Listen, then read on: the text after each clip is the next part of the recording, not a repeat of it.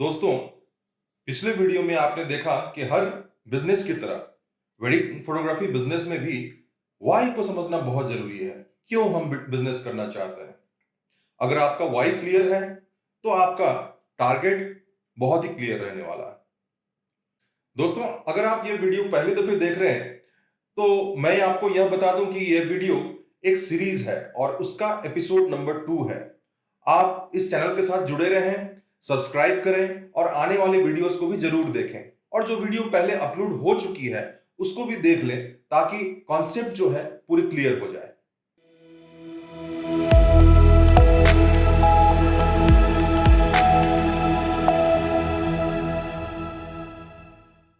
चलिए दोस्तों, मैं राहुल संभवी सिन्हा वेड टॉक के आज के इस एपिसोड में आप सभी का स्वागत करता हूं और आज का हमारा टॉपिक ऑफ डिस्कशन है how to start a wedding photography business. हम वेडिंग फोटोग्राफी बिजनेस की शुरुआत कैसे करें? हमने पहले वाले वीडियो में चर्चा किया था कि आप क्यों करना चाहते हैं वेडिंग फोटोग्राफी बिजनेस, ये पहले आप समझ लें। तो आज जितने लोग भी हमारे यह वीडियो को देख रहे हैं, मैं यह मानता हूं कि वो वेडिंग फोटोग्राफी बिजनेस को स्टार्ट करने के लिए काफी उत्सुक हैं और सीरियस भी हैं। और कुछ लोग ऐसे भी हमारे साथ बिल्कुल जुड़े हैं जो वेडिंग फोटोग्राफी बिजनेस सीरियसली कर रहे हैं और वो अपने बिजनेस का जो मॉड्यूल है उसको और भी स्ट्रॉन्ग करना चाहता है। तो बिना देरी किए हुए आइए बढ़ते हैं वीडियो की तरफ। दोस्तों, आज मैं अपना जो कंटेंट है उसको लिस्ट वाइज मैं लिख के लाया हूं ताकि कुछ पॉइंट छूट न जाए। दोस्तों, एक प्रोफेशनल वेडिंग फोटोग्राफर बनना इतना आसान नहीं है। ये बहुत सारे चैलेंजेस के साथ में जुटा हुआ रहता है। यह भी कहा जा सकता है कि इस बिजनेस को करते वक्त हमें बहुत सारे कंपटीशन और क्लाइंट के डिमांड्स को भी झेलना पड़ता है। और अच्छी बात यह है कि यह इंडस्ट्री बहुत ही तेजी से ग्रो कर रहा है। हालांकि अभी कोरोना और कोविड-19 का समय है, फिर भी मैं यह कह सकता हूं कि यह कुछ दिनों तक ही ऐसा चलने वाला है। एक समय ऐसा जरूर आएगा जब ये सिचुएशन नॉर्मल हो जाएगी और सब कुछ फिर पहले की तरह सामान्य हो जाएगा। तो हमें पूरे उत्साह के साथ आगे बढ़ते रहना है, अपने काम को करते रहना है।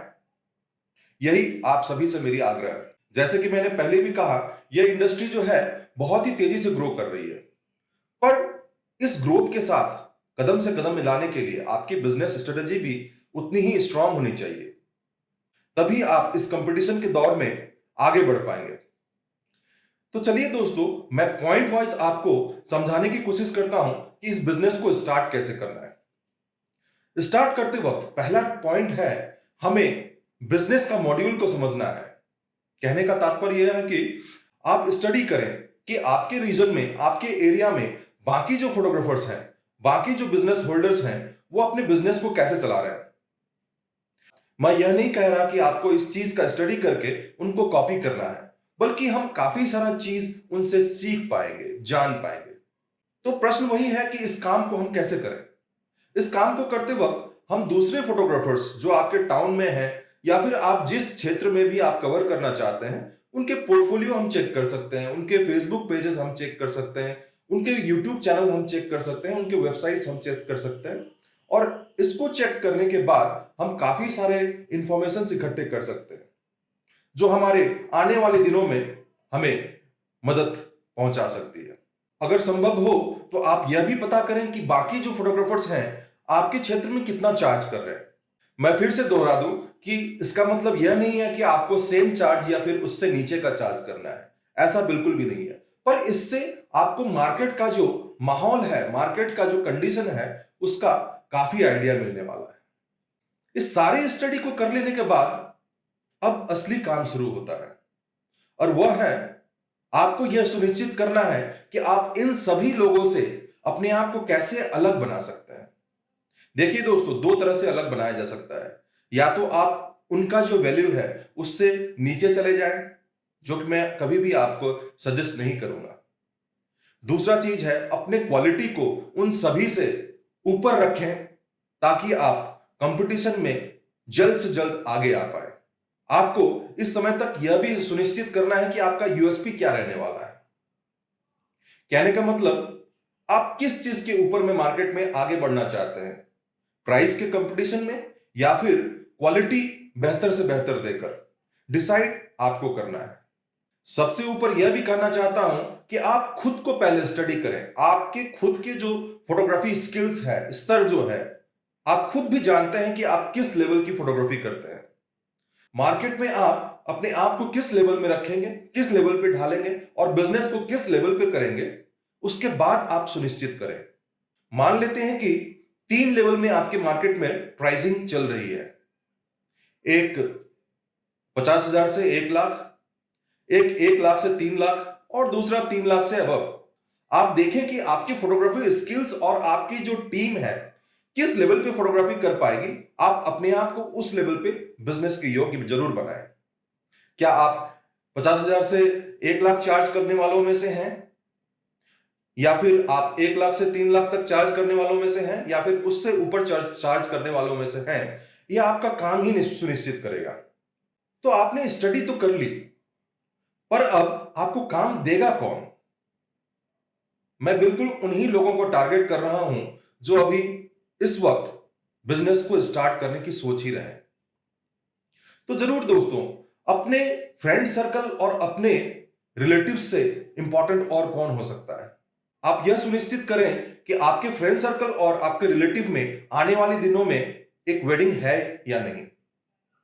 अगर किसी की वेडिंग दिखती है, आप जरूर उनके साथ में कंसल्ट करें, बातचीत करें और वॉलंटरीली आप आगे बढ़ के उनके वेडिंग में फोटोग्राफी करें, क्योंकि आपके पास तो पोर्टफोलियो है नहीं और आपको पोर्टफोलियो रेडी करना है और आपके पास एक्सपीरियंस भी नहीं है। तो आप कहीं पे अचानक से जाके फोटोग्राफी नहीं कर सकते। क्लाइंट आपके ऊपर में विश्वास नहीं करेगी।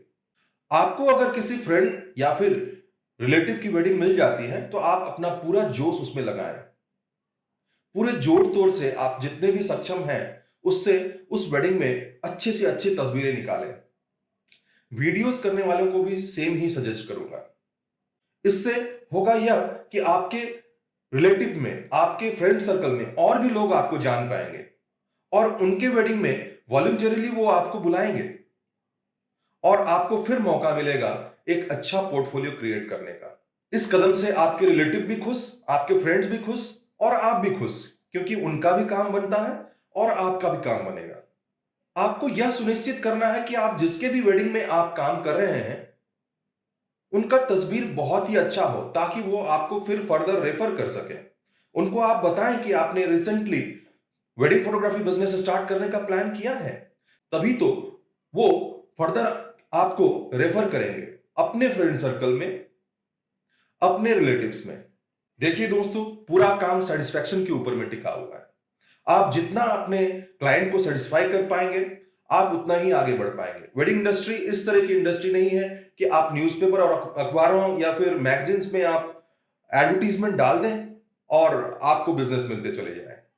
जैसे जैसे आपको रेफरेंस मिलना शुरू होता है, आप चीजों को आगे बढ़ाएं और पूरे स्ट्रेंथ से लग जाएं अच्छी तस्वीर निकालने में। मैं बार बार रिपीट करना चाहता हूं कि आपको यह सुनिश्चित करना है कि आपके कैमरे से अच्छे तस्वीर आए। आपको प्राइस में कंपटीशन नहीं करना है, आपको क्वालिटी पे कंपटीशन करना है। और एक अच्छा आर्टिस्ट कभी भी प्राइस पे कंपटीशन नहीं करता, वह क्वालिटी पे कंपटीशन करता है। दोस्तों, एक बहुत ही बड़े वेडिंग आपको मिलने में काफी समय लगने वाली है। आपको इसके पीछे में काफी मेहनत करना है। तो आपको यह सुनिश्चित करना है कि आपको जो भी वेडिंग मिलती है आप उसको पहले तो फ्री में करें। इससे आपकी इज्जत नहीं कम हो जाएगी, बल्कि आपकी इज्जत बढ़ने वाली है। आप फ्री में करके उनको अच्छा सा अच्छा काम दें ताकि वो फर्दर आपको रेफर कर पाए। आप चीजों को क्लियर रखें कि आपने फ्री क्यों किया है। चीजों को क्लियर रखने से फ्यूचर में कभी भी असुविधा नहीं होगी। चलिए, अब मैं यह मान लेता हूं कि आपने अपने रिलेटिव की वेडिंग कर ली है, आपने अपनी जो बेसिक पोर्टफोलियो है उसको तैयार कर लिया है और आपको रेफरेंसेस आने स्टार्ट हो चुके हैं। कहने का मतलब यह है कि आपको अब अपना प्राइसिंग सेट करना है। और यहीं पे दोस्तों, यहीं पे अक्सर लोग फेल खा जाते हैं। वो अपने एक्सपेंसेस को नहीं देखते। प्राइसिंग इस तरह से सेट करना है कि आपके जो एक्सपेंसेस हैं वो सारे उसमें समा जाए और आपका जो इनकम पार्ट है वो भी उसमें समा जाए, और फर्दर जो आपका फैमिली चलाने का जो खर्चा है, आपके जो लाइफ में आप सेविंग करना चाहते हैं, सारे चीज को उसमें आपको कैलकुलेट करना है। हालांकि इस विषय पे हम दूसरे एपिसोड में बात करने वाले हैं, फिर भी मैं छोटे में समझाना चाहता हूं कि आप यह देखें कि आपका ऑफिशियल खर्चा क्या क्या है। आप इक्विपमेंट्स में एक साल में कितना डालते हैं, आप अपने पॉलिसीज, जैसे कि हम अपने लाइफ में इंश्योरेंस करते हैं, अपने बच्चे के लिए इंश्योरेंस करते हैं, अपने रिलेटिव्स के लिए इंश्योरेंसेस वगैरह करते हैं, अपना फ्यूचर सेविंग करते हैं, ये सारे चीज को मिला के आप एक कैलकुलेशन करें और देखें कि आप साल में आपको कितना वेडिंग मिलेगा। सारे चीज को ऐड करके आप इक्वली हर वेडिंग में आप डिवाइड कर दें, वही आपका प्राइसिंग है। एक बात हमेशा याद रखें, जिनके पास क्वालिटी है वो अच्छे से अच्छा, बेहतरीन से बेहतरीन तस्वीरें लेते हैं, और वो अगर मार्केट में कम चार्ज करते हैं तो इससे सिर्फ उनका नुकसान नहीं है, बल्कि इस इंडस्ट्री से जुड़े जितने भी लोग हैं उन सारे लोगों का नुकसान है। आपको अपने आप को बचाना है और इंडस्ट्री को भी बचाना है, जिम्मेदारी आप ही के सर पे है। प्राइसिंग को हमेशा एक बहुत ही बड़ा अहमियत दें, इससे आप फ्यूचर तक अपने बिजनेस को अच्छी तरीके से चला पाएंगे।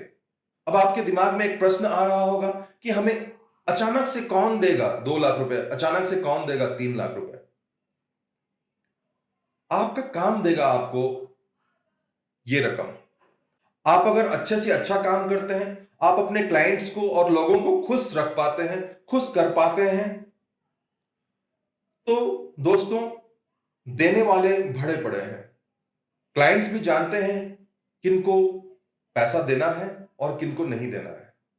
आपको यह भी पहले ही डिसाइड करना है कि आप एक साल के अंदर में कितना प्रॉफिट कमाना चाहते हैं, उसे भी आपको पैकेज में इंक्लूड करना है। एक अच्छा और सफल बिजनेसमैन उसी को माना जाता है जो अपने एक्सपेंसेस और इनकम को बैलेंस कर पाए। एक इक्वेशन में आपको देना चाहता हूं और बिजनेस करते वक्त इस इक्वेशन को जरूर याद रखें। Expenses plus profit is equal to pricing. ये आपको हमेशा याद रखना है। Expenses plus profit is equal to pricing. इस चीज को अगर आप याद रखें तो आप बिजनेस में कभी भी फेल नहीं खाएंगे। अभी भी आपको अगर कंफ्यूजन है कि आप प्राइसिंग कैसे सेट करें, तो आप एक दफे देखें कि मार्केट में क्या प्राइसिंग चल रही है। एक चीप वेडिंग फोटोग्राफर कभी भी एक बेहतर वेडिंग फोटोग्राफर नहीं कहला सकता। आपको इस चीज को ध्यान में रखना है। आप देखें कि आप किन के साथ कदम से कदम मिला के चल सकते हैं और आप अपना प्राइसिंग जो है उसके साथ में एडजस्ट करके चलाएं, क्योंकि मार्केट में जो प्राइसिंग चल रही है आप उससे डबल या फिर और अधिक नहीं चार्ज कर सकते। यह भी हमें मानकर चलना है। 2 चीज बताना चाहूंगा।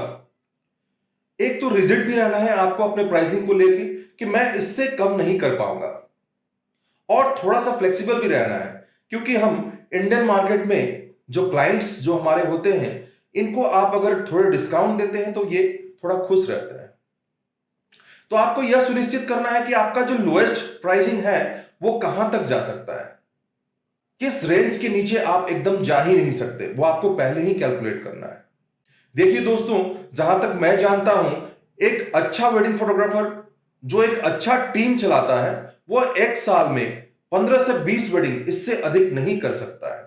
वो अगर क्वालिटी उसके लिए अहमियत रखता है तो, और सिर्फ अगर पैसा अहमियत रखता है तो वो हजारों वेडिंग एक साल में कर सकता है, पर उसका लॉन्जिटिविटी नहीं है। वो लंबे समय का घोड़ा कभी भी नहीं बन सकता। अब दोस्तों, मैं मानता हूं कि आपने प्राइसिंग भी सेट कर ली। अभी तक आपकी कंपनी स्टार्ट हुई नहीं है, पर आपने यह सुनिश्चित कर लिया था कि आपको वेडिंग फोटोग्राफी बिजनेस करना है और आपने अपनी प्राइसिंग को भी सेट कर ली। अब आपको अपने ब्रांडिंग पे ध्यान देना है। ब्रांडिंग कहने से आपको अपने बिजनेस को एक नाम देना है। XYZ फोटोग्राफी, जैसे हमारे बिजनेस की जो नाम है वो है ड्रीमलेंस फिल्म्स एंड फोटोज। आपको अपना एक लोगो क्रिएट करना है, आपको फॉन्ट, किस फॉन्ट का आप इस्तेमाल करेंगे उसको भी सुनिश्चित करना है, किन कलर को आप इस्तेमाल करेंगे all through out your promotions उसका भी पहले ही सुनिश्चित करना है। इन कलर्स के कोड को आपको नोट करके रखना है। देखिए, एक लाल कहने से हजारों शेड्स ऑफ लाल मौजूद है। आप कौन से सेट को इस्तेमाल कर रहे हैं, हर एक कलर का एक कोड होता है, आपको उसको नोट करके रखना है। आपने अपने लोगो में किस कलर का इस्तेमाल किया है उसे भी नोट करना है। दोस्तों, आपको लग रहा होगा कि मैं चीजों को पेचीदा बना रहा हूं, ऐसा नहीं है। ऐसा करने से आप हर चीज में अगर ध्यान देंगे तो लोग जो सामने वाले हैं, जो आपके क्लाइंट्स हैं, वो आपको देखेंगे तो वो इस चीज को फील करेंगे कि आप बिजनेस को सीरियसली कर रहे हैं और आपके ऊपर में भरोसा ज्यादा से ज्यादा उनको मिलेगा। आपको बिजनेस कार्ड भी बनाना है, जिसे हम विजिटिंग कार्ड भी कहते हैं। एक वेबसाइट, कम से कम बेसिक वेबसाइट आप रेडी करें जहां पे आप अपने पोर्टफोलियोज को लोगों तक पहुंचा पाएंगे, या फिर जो लोग भी गूगल में सर्च करते हैं वो आप तक पहुंच पाए। आप अपने ब्रोशर्स, रेट चार्ट और जितने भी आपके लिफलेट, पैम्पलेट्स हैं उस सबको रेडी करके पहले से ही रखें और through out the business tenure ये सारा चीज आपका ऑफिस में रहना चाहिए। मैं दोबारा कह दूं कि इतना आसान नहीं है कि एक कैमरा उठाया, 2-4 फोटो खींचा, एक सोशल प्लेटफॉर्म पे अपलोड किया और लोगों का अप्रिशिएशन मिला और कल से आप कैमरा उठा के बाजार में चले गए और आप एक प्रोफेशनल फोटोग्राफर बन गए। ऐसे में आपको 2 साल काम मिल सकता है, 3 साल काम मिल सकता है, लेकिन हर साल आपका ग्राफ नीचे नीचे नीचे ही चला चला जाएगा। आप इन सब चीजों का अगर सुनिश्चित करेंगे पहले ही कि लोगो हमारा कैसा दिखने वाला है, कौन सा कलर को हम इस्तेमाल कर रहे हैं, लीफलेट्स वगैरह आपका अगर रेडी है, वेबसाइट पहले से ही रेडी है, तो इससे दर्शाता है कि आप बहुत ही प्रोफेशनल हैं और क्लाइंट्स आपके तरफ आकर्षित रहेंगे। दोस्तों, एक पॉइंट पे मैं थोड़ा एम्फेसिस देना चाहूंगा। वेबसाइट, एक वेबसाइट बहुत ही बड़ा चीज है। भले ही हम फेसबुक पे एक पेज क्रिएट कर लें, पर एक वेबसाइट का जो वैल्यू है वो आपका फेसबुक पेज नहीं दे सकता। एक वेबसाइट जिसके ऊपर में आपने अच्छा सा अच्छा एसईओ किया है, सर्च इंजन ऑप्टिमाइजेशन जिसे हम कहते हैं, इससे आपको अगर गूगल में अच्छा रैंकिंग मिला है, अच्छा रैंकिंग कहने से गूगल में अगर कोई भी सर्च करता है कि XYZ फोटोग्राफर इन टाउन, आपका वेबसाइट अगर ऊपर में आता है तो आपको डायरेक्ट बिजनेस मिल सकती है। वेबसाइट के माध्यम से आप अपने क्लाइंट्स को अपने पोर्टफोलियोज भेज सकते हैं। आप उसमें सेग्रीगेट करके रख सकते हैं pre wedding pictures, wedding pictures, bridal pictures, videos etcetera. Idea के लिए हमारे वेबसाइट पे भी विजिट करें www.dreamlens.in। आप देख सकते हैं कि हमने किस तरह से अरेंज करके सारे चीजों को वहां पे रखा है। वेबसाइट को सिंपल रखें, वहां पे अपना कॉन्टैक्ट इंफॉर्मेशन और आपका एड्रेस को प्लेस करें ताकि लोग आसानी से आप तक पहुंच पाए। देखिए दोस्तों, आज के दिन में लोगों के पास में समय बहुत ही कम है। अगर आप अपने वेबसाइट को बहुत ही कॉम्प्लेक्स और कॉम्प्लिकेटेड बनाते हैं, इससे आपके पास में बिजनेस कम आ सकती है। जितना हो सके अपने वेबसाइट को सिंपल से सिंपल रखें ताकि लोग चीजों को ठीक से समझ पाए, आपके पोर्टफोलियोज को वो सही से देख पाए। दूसरा जो पॉइंट है वो यह है कि आप अपने लीगल चीजों को पहले से मौजूद रखें। लीगल चीजें इस बिजनेस में क्या हो सकती है मैं आपको बताता हूं। आपका जो क्लाइंट के साथ में जितना भी कन्वर्सेशन हुआ है, या फिर आप जो भी डीलिंग के समय आपके जो टर्म्स एंड कंडीशंस हैं, आपको इसका एक एग्रीमेंट पेपर बनाना है। वर्बली हम बातचीत जरूर कर सकते हैं, पर एक एग्रीमेंट पेपर रहने से चीज और सख्त और मजबूत होती है। आपको जब एक प्रोजेक्ट मिल जाती है, आप अपने क्लाइंट से अनुरोध करें कि वो एग्रीमेंट पेपर को पढ़ें और उस पर अपने दस्तखत जरूर करें और इस एग्रीमेंट पेपर को अपने साथ में रखें। इसमें आप सारा चीज उल्लेख करें कि आप कितना प्राइस लेने वाले हैं, आप कितने एल्बम्स देने वाले हैं, आप किस तरह के एल्बम देने वाले हैं, आपकी डिलीवरी टर्म्स क्या रहेगी, आपके टीम से कितने मेंबर जाएंगे, आपको ट्रैवल के लिए आपको एक्स्ट्रा कितना पेमेंट करना है, आपका पेमेंट टर्म्स क्या है, इन सारे चीजों को आप वहां पे विस्तार से लिखें और अपने क्लाइंट से इसे साइन करा के अपने पास रख लें। इससे आपको फ्यूचर में आने वाली जितने भी प्रॉब्लम्स हैं उससे बचने का रास्ता मिल जाएगा। काफी समय ऐसा हो सकता है कि आपने कुछ कहा और क्लाइंट ने कुछ सुना, बाद में वो आपसे कुछ एक्सपेक्ट कर बैठे कि आपने तो ये कहा था, आपने तो कहा था कि आप 60 पेजेस के आप एल्बम दोगे, आपने क्यों 40 पेजेस की दी है। तो एक एग्रीमेंट, एक लीगल पेपर बहुत ही जरूरी रहता है किसी भी बिजनेस में। तो अगर हर बिजनेस में जरूरी है, वेडिंग फोटोग्राफी बिजनेस में भी यह बहुत जरूरी है। अगला पॉइंट जो मैं डिस्कस करने जा रहा हूं वो है ब्लॉग। एक ब्लॉग बहुत ही इंपॉर्टेंट है किसी भी बिजनेस में आज के दिनों में। काफी सारे लोगों को यह पता ना भी हो सकता है कि यह ब्लॉग क्या है। एक ब्लॉग सेक्शन आपके वेबसाइट में मौजूद रह सकता है जहां पे आप कुछ इक्वल इंटरवल्स में अपने शूटिंग एक्सपीरियंस को आप राइटिंग के तौर पे शेयर करते हैं। मान लीजिए आप एक शूट करने राजस्थान गए और आपको वहां का शूट एक्सपीरियंस कैसा लगा, वो सारे चीजों को आपने लिखा और कुछ पिक्चर्स के साथ में आपने पोस्ट किया। देखिए दोस्तों, मैं यह भी समझता हूं कि सारे लोगों को यह लिखने वाला काम ना भी आता हो या फिर पसंद ना भी रहता हो। तो बिजनेस जैसे जैसे आगे बढ़ता है, आप यह सुनिश्चित करें कि आप एक कंटेंट क्रिएटर, मार्केट में बहुत सारे कंटेंट क्रिएटर, कंटेंट राइटर मौजूद हैं, आप उनके साथ में संपर्क करें और उनसे आप ब्लॉग लिखवाएं, उनको अपना एक्सपीरियंस आप वर्बली बताएं और उनसे कहें कि वो आपको एक ब्लॉग लिख के दें। इस तरह से आपका गूगल रैंकिंग जो है, जिसे हम एसईओ कहते हैं, सर्च इंजन ऑप्टिमाइजेशन, जो मैंने पहले भी चर्चा किया था, ये स्ट्रांग रहेगा। किसी भी दरवाजे से लोग आप तक पहुंच सकते हैं। मान लीजिए कि आप अपने टाउन के अंदर किसी एक वेडिंग ड्रेस बनाने वाले से मुलाकात करते हैं। आप उस मुलाकात का जो एक्सपीरियंस है अच्छी तरीके से एक टेक्स्ट में लिखकर उनके साथ वाले जो पिक्चर है उसको वहां पे देकर आप वेबसाइट पे प्लेस करें। इससे होता यह है कि कल को कोई उस ड्रेस डिजाइनर, उस फैशन डिजाइनर के बारे में भी कोई अगर वेबसाइट पे सर्च करता है तो वो आपके वेबसाइट तक पहुंच सकता है। आपके वेबसाइट तक पहुंचना मतलब एक नया दरवाजा खुलना। हालांकि वो लहंगा बनाने वाले को ढूंढ रहा था, पर उसने साथ में एक फोटोग्राफर भी पा लिया। इसे हम कहते हैं पैसिव मार्केटिंग। इसे भी आप अगर आजमाएं तो आपके बिजनेस में बहुत ही हेल्प होने वाली है। रुक करते हैं अगली पॉइंट की ओर। देखिए दोस्तों, आज का दिन टेक्नोलॉजिकल युग है। इस युग में हर कोई अपने मोबाइल से ही सब कुछ करते हैं। हर कोई अपने कंप्यूटर पे ही ज्यादा से ज्यादा समय बिताते हैं। हमें यह सुनिश्चित करना है कि हम अपना जो बिजनेस है उसको विभिन्न जगह में प्लेस करें। इस टेक्नोलॉजिकल दौर में सब टेक्नोलॉजी की मदद से ही आगे बढ़ रहे हैं।